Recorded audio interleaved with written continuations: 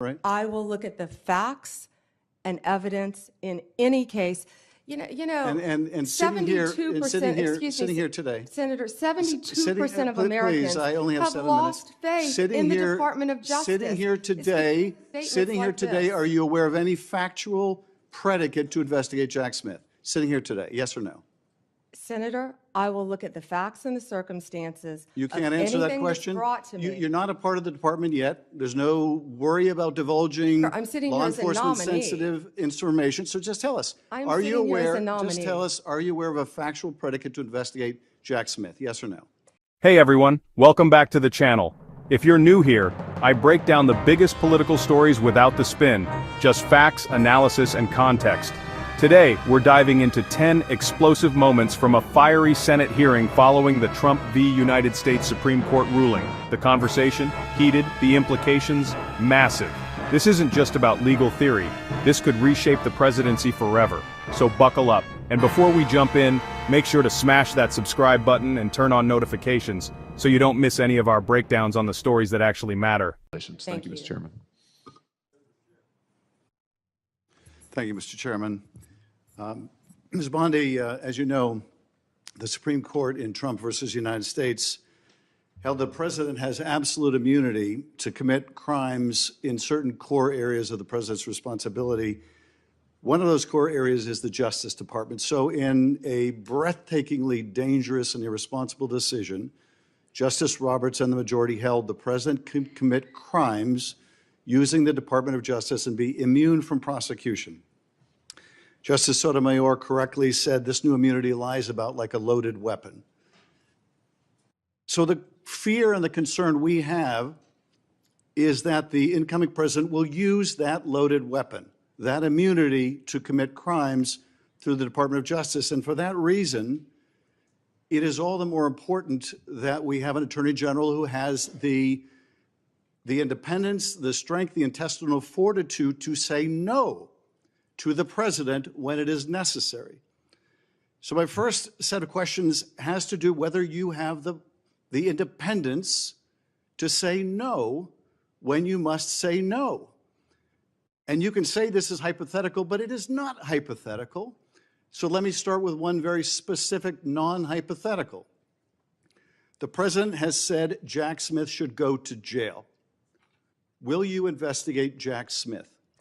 Senator, I haven't seen the file. I haven't seen the investigation. I haven't looked at anything. It would be irresponsible of me to make a commitment regarding anything without, you're a long practicing attorney, without looking at a file. So you would need a factual predicate to open an investigation of Jack Smith, is that right? Not a summary by you sitting here. Yes, sir. And not a summary by the president either, right? Absolutely. So a summary by the president or his desire to investigate Jack Smith would not be enough for you to open an investigation of Jack Smith, is that right? I will look at the facts and evidence in any case. And sitting here today, Senator, 72% of Americans I only have have 7 lost minutes. faith in the Department of Justice. Sitting here today, are you aware of any factual predicate to investigate Jack Smith? Sitting here today, yes or no? Senator, I will look at the facts and the circumstances. You can't answer that question. Brought to me. You're not a part of the department yet. There's no worry about divulging law enforcement sensitive information. So just tell us, are you aware of a factual predicate to investigate Jack Smith? Yes or no? Senator, what I'm hearing on the news is Are you aware horrible. of Do I know if he committed a crime? I have not looked You seem reluctant to answer a simple question. Let me ask you a different simple question. The president also wants to jail Liz Cheney. Sitting here today, are you aware of any factual basis to investigate Liz Cheney? Yes or no? Senator, that's a hypothetical, and I'm not going to answer that question. No, it's not hypothetical. I'm asking you, sitting here today, whether you are aware of a factual predicate to investigate Liz Cheney. Senator, no one has Based on asked what you me know. to investigate Liz Cheney. That is a hypothetical. The president has called for it publicly. You are aware of that, aren't you?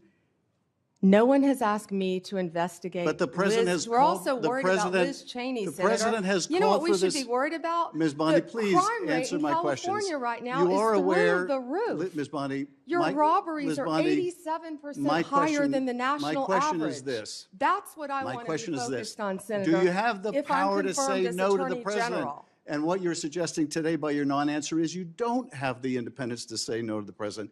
So let me ask you a different question. It also requires you, if you're going to be a good attorney general, to be able to tell hard truths to the president.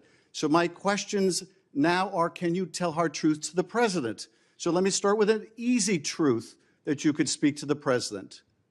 Can you tell us, can you tell him that Donald Trump lost the 2020 election? Can you say that? Do you have the independence to say that? Do you have the gravitas, the stature, the intestinal fortitude to say, Donald Trump, you lost the 2020 election? Can you tell us that here today? Senator, what I can tell you is I will never play politics. You're trying to engage me in a gotcha. I No, won't I'm just do it. asking you a simple I question. won't play If you can politics speak truth with any ongoing to power. investigation, So let me ask you another. like you did let me- leaking your let me ask colleague you- Devin Nunes's memo. If you can't answer the question, let me ask you a different, what should be a simple truth, not a hard one. Was there massive fraud affecting the result of the 2020 election, yes or no?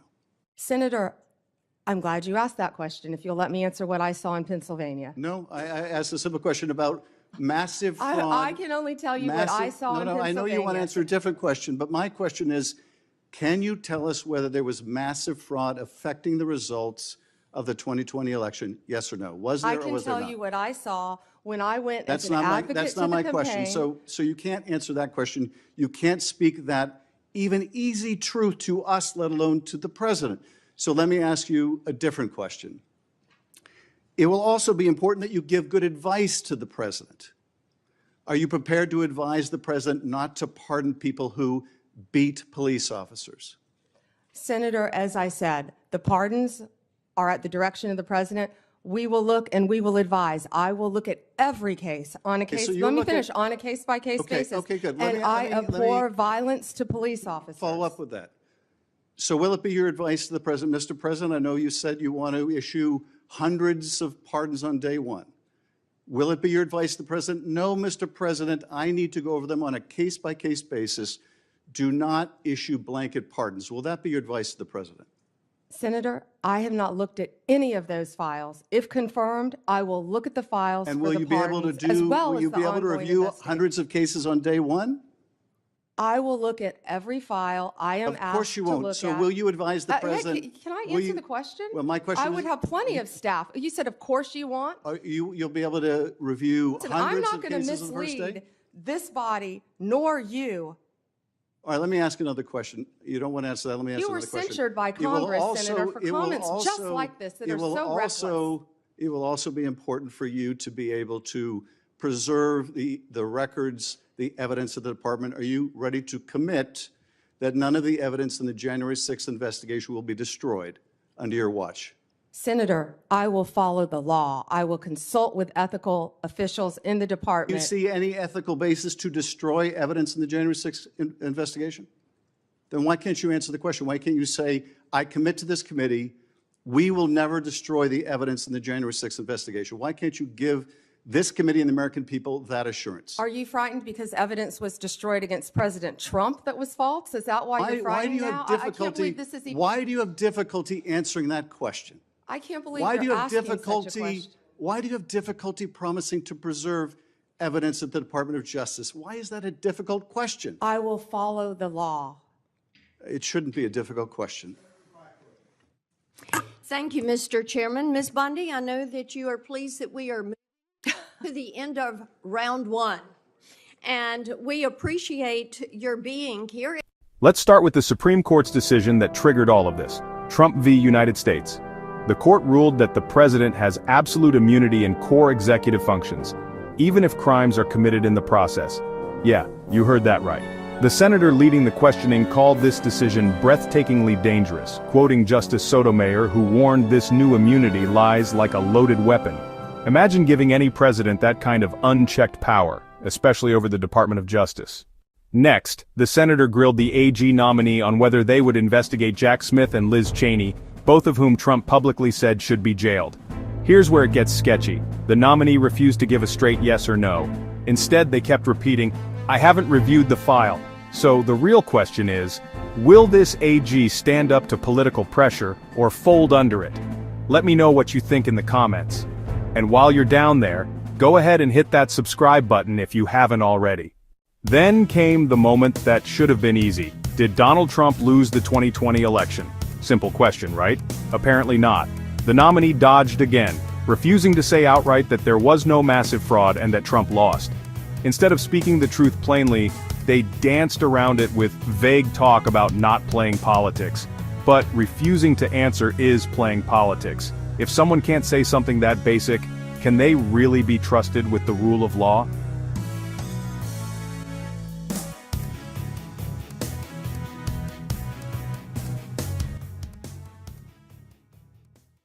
Then the senator turned up the heat again, asking if the nominee would advise the president not to issue blanket pardons, especially for those who beat up cops on January 6th. Again, no clear commitment, just more case-by-case basis talk. Even worse, when asked to promise that the January 6th evidence wouldn't be destroyed, the nominee couldn't give a straight answer. No one's asking them to break the law, just to promise not to destroy evidence. And still, nothing. By this point, the senator had had enough. He accused the nominee of dodging, avoiding truth, and lacking the backbone to say no to a president with too much power. The nominee said they won't play gotcha politics, but refusing to answer basic questions isn't neutrality, it's evasion. And that's how round one ended, with more questions than answers and a very clear message: this confirmation battle is far from over. So there you have it. 10 major moments that show just how high the stakes are for the Department of Justice and American democracy itself. What do you think? Is this nominee fit to serve as Attorney General? Or are the evasions and non-answers a red flag? Drop your thoughts in the comments. I read everyone. And don't forget, like this video if it gave you clarity, subscribe to stay informed, and share it with someone who needs to see what's really going on behind the headlines. Until next time, stay sharp, stay informed.